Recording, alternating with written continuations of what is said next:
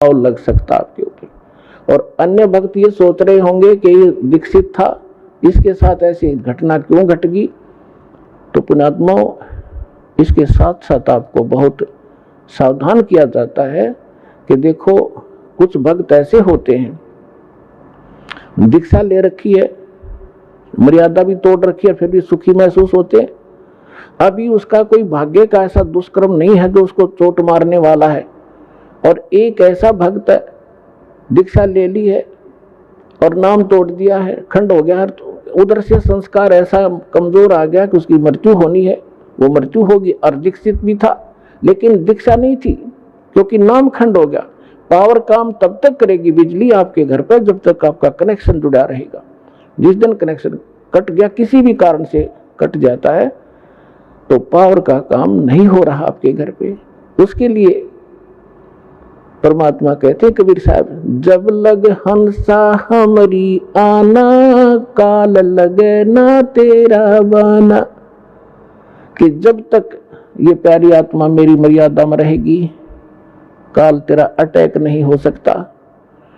और जब हम मर्यादा तोड़ देंगे तो पुण्यात्मा फिर काल ही काल है सब जगह, पूरा संसार। हम परमात्मा की शरण में आने के बाद ऐसा समझ लो जैसे समुद्री जहाज में बैठ गए और उस जहाज से नीचे उतरे तो डूबेंगे।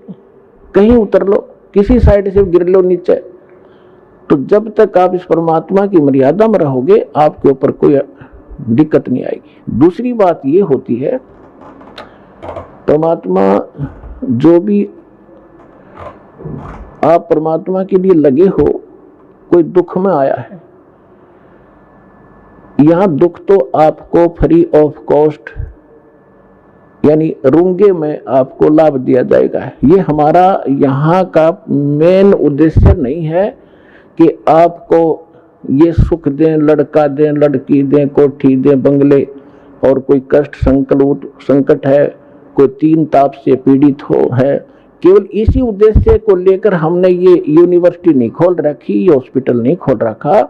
हमारा मूल उद्देश्य है जन्म और मृत्यु के दीर्घ रोग का नाश करने का, ये मूल काम है। इसके साथ साथ हम जो आपको यहाँ की जो और दुख हैं तो वो पहले निवारण किए जाते ताकि आपकी आस्था बढ़े भगवान में। और उसके बिना आप भगवान को पहचान नहीं सकते। अब जैसे कोई ऐसे जादू जंत्र करता था, सिद्धियां दिखाता था, तो धर्मदास जी कह रहे थे कि भगवान वो ऐसा संत है, ऐसे चमत्कार करता है। परमात्मा बोले वो संत नहीं जो चमत्कार करता है, वो महामूर्ख व्यक्ति है। और फिर उसी समय परमात्मा ने कहा कि वो संत नहीं जिसे चमत्कार भी ना हो। ये पुण्यात्मा, एक तो चमत्कार करना ये तो महामूर्ख व्यक्ति के काम है, क्योंकि उसने केवल सिद्धियां ही इकट्ठी कर रखी हैं जो उसके लिए भी घातक हैं और अन्य के लिए भी वो घातक है, क्योंकि उस पर आश्रित हो गया कि बड़ा महंत और संत होगा। और फिर कहा कि वो संत ने जिसे चमत्कार ना हो, संत चमत्कार नहीं करता, आप तो क्या करे, उसके पास इतनी समर्थ शक्ति होती है, उसका उद्देश्य चमत्कार करने का नहीं होता, उद्धार करने का होता है। और वो सुख वैसे ही होते हैं जिनको लोग चमत्कार मानते हैं, या तो बिना गिनती के होंगे आपके घर पे, क्योंकि यह समर्थ शक्ति का साथ रहेगा आपके साथ। तो क्या बताते हैं, तो परमात्मा हमें याद दिलाते हैं कि जब तक आप हमारी मर्यादा में रहोगे आपको यहाँ के सारे सुख भी देंगे जिनको आप सुख मानते हो। अब पुण्यात्मा, जो तीन ताप के कष्ट भी आपके कहीं नहीं कटे। यहाँ पर आप भक्तों के अनुभव सुनते हो, सब जगह चले गए थे, किसी में प्रेत था, किसी में जिन था, किसी पर कोई देव था, किसी के ऊपर कोई पीर तंग करता था, किसी में भैरव कूदता था, सब जगह जा चुके थे, लेकिन यहाँ आके सुख हुआ। हम ये उद्देश्य नहीं रखते कि ये सुख दें, ये ताप होंगे आपको, ये तो पहले होंगे, क्योंकि जब तक आपके पैर में कांटा लगा है तो कांटा निकालना हमारा उद्देश्य है, क्योंकि कांटा लगे पैर में जूता पहना नहीं जा सकता। अब जैसे आपके जैसे आप पहले हम सुनते थे, किसी भी संत के पास दुखी जाता था तो पहले तो अपने जंतर मंत्र बताता, ये कर दो, वो बोल दो, 5 कपड़े रख दो, ऐसे श्राद्ध निकाल दो, ऐसा दान कर दो, मैं तुम्हारा मंत्र जाप करूंगा। जब कुछ नहीं होता था, लास्ट में ये कहते थे कि ये तो आपके भाग्य में लिखा हुआ, आपके प्रारब्ध का कष्ट है, ये तो भोगना ही पड़ेगा। और फिर भी कहता था, ले राम नाम का जाप करते ही रहना। पुण्यात्माओं, जैसे किसी के पैर में कांटा लगा हो और वो किसी के पास जाता है, वो कहता है, कोशिश करता है, उसके पास औजार नहीं है, उस कांटे को निकाल दे, और वो कहे कि कांटा तो निकल नहीं रहा, ये तो लगा ही रहेगा क्योंकि गहरा चला गया है, अब ले जूता पहन ले, आगे कांटा नहीं लगेगा। तो कांटा लगे पैर में जूता नहीं टिक सकता, पहले कांटा निकले और फिर उसको सलाह दी जा कि फिर जूता मत निकाल देना, नहीं तो ये पीड़ा फिर आ जाएगी आपके ऊपर। तो फिर वो व्यक्ति उस पीड़ा से परिचित है और फिर वो कभी जूता उस मार्ग में निकाल लेगा। तो पुण्यात्माओं, जो दुखी व्यक्ति यहाँ आते हैं सौभाग्य है उनका, जो सुख में आते हैं उनका भी सौभाग्य है, लेकिन जो दुख में आते हैं वो ज्यादा स्थिर होंगे, क्योंकि सुख तो होगा ही होगा। ये तो सुखदायी भगवान है, समर्थ परमात्मा है, सुख का सागर है, ये दुख नहीं देता, और सुख इतना देगा बहुत गना आपको। और फिर थोड़ा सा यहाँ गाइडलाइन इसलिए दी जाती है क्योंकि आप मार ना खा जाओ भक्ति मार्ग में, इस मार्ग पर टिका रहना कठिन है। उसके लिए आपको ये फाउल पॉइंट बताए जाते हैं और साथ में गाइडलाइन दी जाती है जो आपके इस भक्ति मार्ग में सहयोगी होंगे। कुछ भक्त हमारे अन्य दुखियों को लाते हैं अपने पड़ोस से, रिश्तेदारों को समझा बुझा के, चलो वहां ठीक हो जाओगे, चलो वहां ठीक हो जाओगे, जाते सुख हो जाएगा, स्वस्थ हो जाओगे। तो पुण्यात्माओं, क्योंकि आपको मालूम है कि ऐसे होता है, लेकिन जो केवल यहाँ इसी उद्देश्य से आता है कि मैं ठीक हो जाऊं बस, तो उसका अगले उद्देश्य से भी परमात्मा परिचित है कि ये केवल झाड़ा लुहान आया है और ये ठीक हुआ फिर दोबारा नहीं आएगा। तो परमात्मा पुण्यात्माओं, इस दास ने 1994 से लेकर आज तक इस परमात्मा के से काफी निकट सानिध्य का अवसर मिला है, और जो मालिक ने परमात्मा की शरण में इस दास के माध्यम से आने वाले भक्तों के सुख देखे हैं वो अद्वितीय है। लेकिन हमारी जब तक हम ज्ञान से परिचित नहीं होते तो आप कभी भी डगमग हो सकते हो। एक गांव में हमारा भक्त था, उसके यहाँ हम सत्संग करने जाते थे, 3-3 दिन का पाठ करते थे। जैसे यहाँ 3 दिन करते हैं वो पर एक घर में किया करते थे, क्योंकि इस सत भक्ति को हमने बेस बनाकर चलाना पड़ा। एक घर में 3 दिन और 2-2 टाइम सत्संग करते, घर वाले आ जाते, अड़ोस पड़ोस के आ जाते, वो रिश्तेदारों को बुला लेते, तो उनको 3 दिन तक परिपक्व करते ज्ञान से। पहले दिन तो वो कुछ बेदकते, फिर धीरे धीरे सेट हो जाते और फिर उनके सुख देखते। तो उसके पड़ोस में एक लड़की थी, उसके दोनों किडनी खराब हो गई, चारपाई पर लेटी हुई, सारे सोजस आई हुई। उसने कहा कि आ जाओ, तुम नाम ले लो और ठीक हो जाओगे, हमारे गुरुजी से उपदेश ले लो, इनके भगवान कबीर साहब ठीक कर देते। उन्होंने उस लड़की को ले आए, उन्होंने दीक्षा ले ली। फिर कहा, हमने कहा कि एक पाठ कराओ, फिर हम घर में ही करते थे। हम पाठ करने गए 10 दिन के बाद, वो लड़की ऐसे चारपाई पे लेटी हुई, 10-15 दिन उसने थोड़ा बहुत नाम जाप जैसा किया। हम गए तो वो उठा कर लाए उसको, दास भी वही 3 दिन रहता था घर घर पे। मैंने कहा बेटी तो उठ और बर्तन साफ कर। भगत आए हुए खाना खा, जैसे ऐसा भंडारा होता था छोटा, 10-20 भगत 50 भगत आते थे आसपास के, बर्तन साफ कर। तो उसके घर वाले कहने लगे भक्तों से कि तो बैठ तो सकती नहीं, कैसे बर्तन साफ करेगी। तो कहा कि आप एक बार इसको बैठाओ, जो आदेश है मालूम करो। उसको ले जाकर पीढ़े पर बैठा दिया, जहाँ बर्तन साफ करे थे। 2 घंटे बर्तन साफ करे उस लड़की ने, और तीसरे दिन अपने आप उठ कर चल पड़ी। बोलो सतगुरुदेव।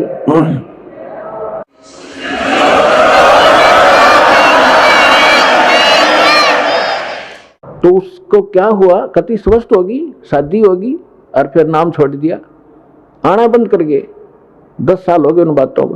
तो कहने का भाव ये है कि ये परमात्मा आपको आते भी सुख दे सकता है, लेकिन आप केवल झाड़ा लवाण की आदत पड़ रही है आपने, एक बार ठीक हो जाओ फिर कोई जरूरत नहीं आने की।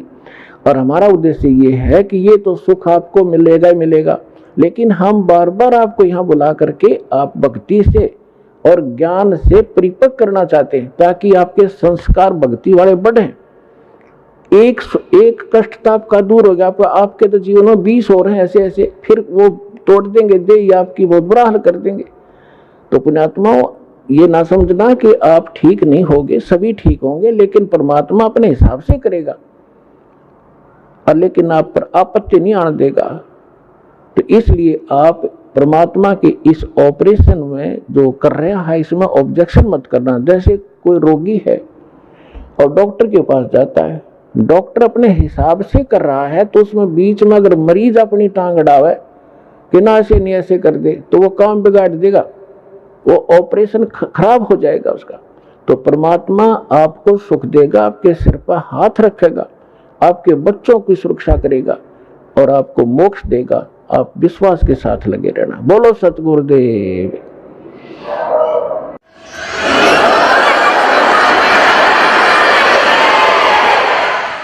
धीरे धीरे रे मना, धीरे सब कुछ हो, माली सींचे सो घड़ा, ऋतु आए फल हो।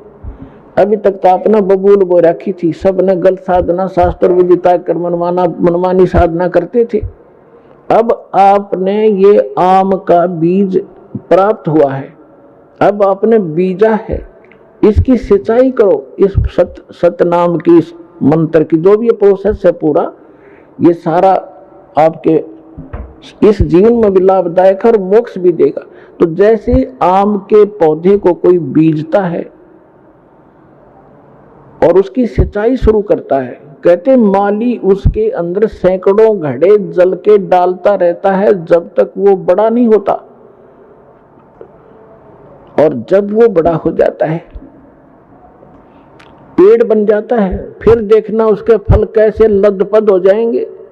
आप भी खाओगे, अड़ोसी पड़ोसी भी तोड़ ले जाएंगे, अचार बनाओगे और पका के खाओगे, और फिर भी समाप्त नहीं होंगे। तो ये आम का यानी सत भक्ति रूपी पौधा आपने इब बोया है, इसमें थोड़ा समय देना भगवान को। अगले दिन फल तोड़ने की चेष्टा ना करना, लेकिन ये समर्थ है, कुछ सहयोग आपको वैसे अपने कोटे से देना शुरू कर देगा। समर्थ है ये, अपने भी कोटे से आपको राहत देगा। नहीं आपके संस्कार अच्छे नहीं थे, अच्छे होते तो अब यहाँ दुखी नहीं होते। तो आपको परमात्मा पहले अपने कोटे से राहत देना शुरू करेगा, फिर आपकी भक्ति रूपी पौधे को पेड़ बनाने के लिए ये साधन बताए जाते हैं। दान करो, 5 यज्ञ करो, यहाँ आओ। यहाँ आपको किस लिए बुलाया जाता है? आप देखते हो आपको यहाँ एक मेहमान की तरह रखा जाता है।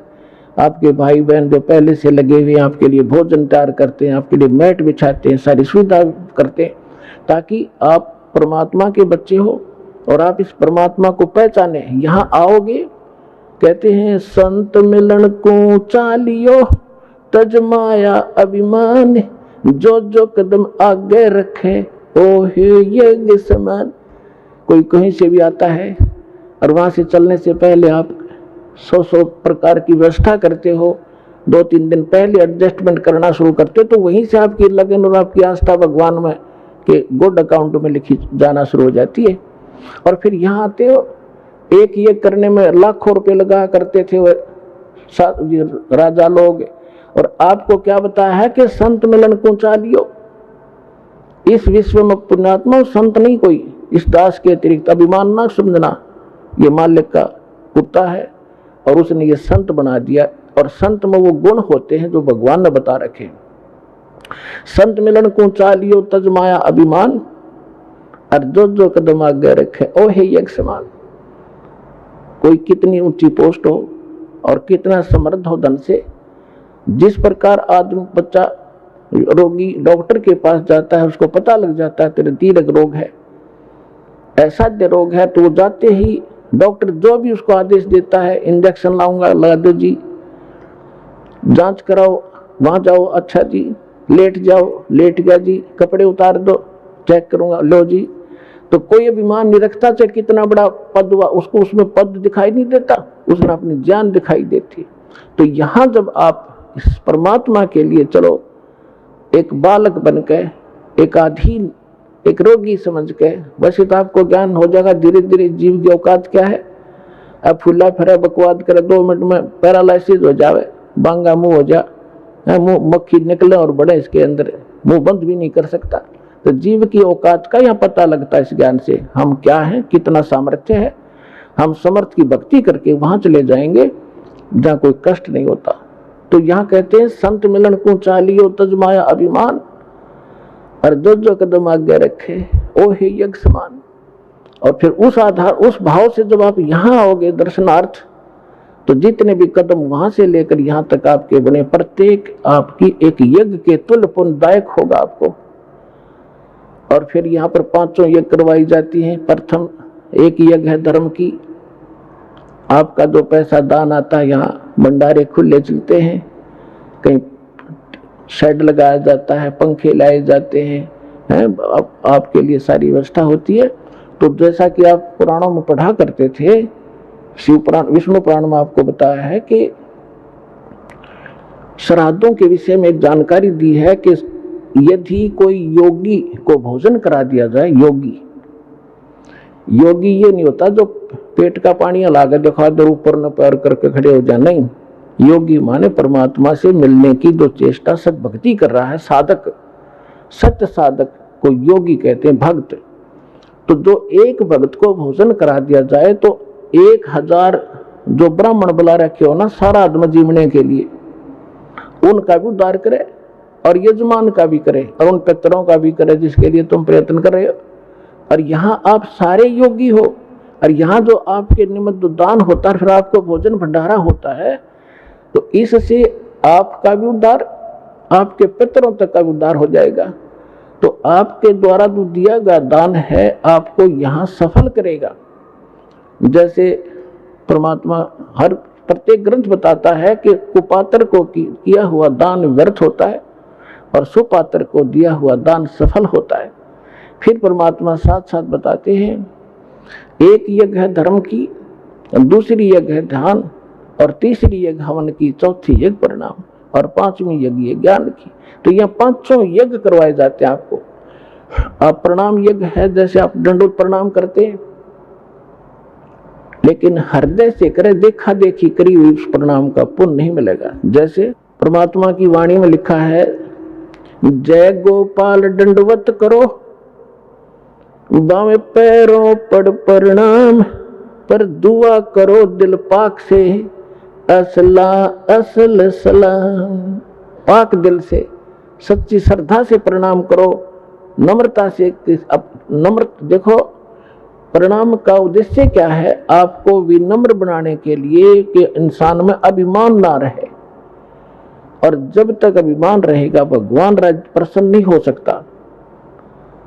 और जैसे रावण ने जो साधना भक्ति की, पुण्यात्मा, आप तो लाख जन्म नहीं कर सकते, इतनी कुर्बानी यहां से काट कर चढ़ा दिया, लेकिन एक त्रुटि रही, उसने अभिमान नहीं गया।